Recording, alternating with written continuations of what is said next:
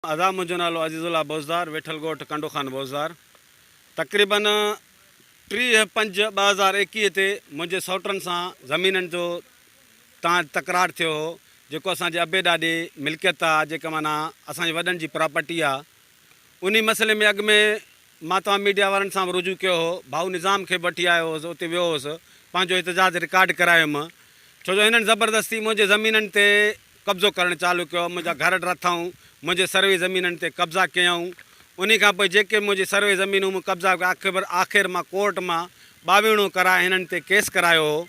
उन थ्रू वरी विच में ही विया सरदार साहब वारनि वटि, और सरदार साहब मुंहिंजा विच में पिया, उन्हनि मुंहिंजो फ़ैसिलो कयो। उहो हुननि जो एग्रीमेंट दस्तावेज़ मूं वटि अॼु ताईं पियल आहे, जंहिंमें हिन असां 3 भाई वारा आहियूं, हिकु अब्दुल कादिर, ॿियो मां, टियों चाची अब्दुल्ला जो पुटु अली मुर्तज़ा, जेको कराची में रहंदो आहे। ॿुधो न, पोइ आख़िर फ़ैसिलो थियो त 3 धुरनि जी मूं वटि एग्रीमेंट पियल आहे त हीअ असांजी ॾाॾी की प्रॉपर्टी आहे। ही 3 ॼणा माप कराए, जंहिंजी ज़मीन जंहिं ॾे वधि घटि थिए, 3 पार्टनर आहिनि, 3 बराबरि करे हिक खे ज़मीन ॾींदा। पोइ असां कच्छ माप चालू करायो। उहो कच्छ माप करण वारो बि हिकिड़ो रुद्राणी हो, जंहिंजा टोटल हथ अखर बुक हींअर बि मूं वटि पियल आहिनि। ऐं उन्हनि जे कच्छ माप कराइण खां पोइ मुंहिंजी ज़मीन हिननि ॾे तक़रीबन 30 खां 32 जरे बि वधी आहे, माना 30 खां 32 जरे बि वधी आहे, जंहिंमें सरदार साहब जो फ़ैसिलो थियल आहे त 2 महीननि जे अंदरि हिन खे ॿनी ॾियणो अथव। अगरि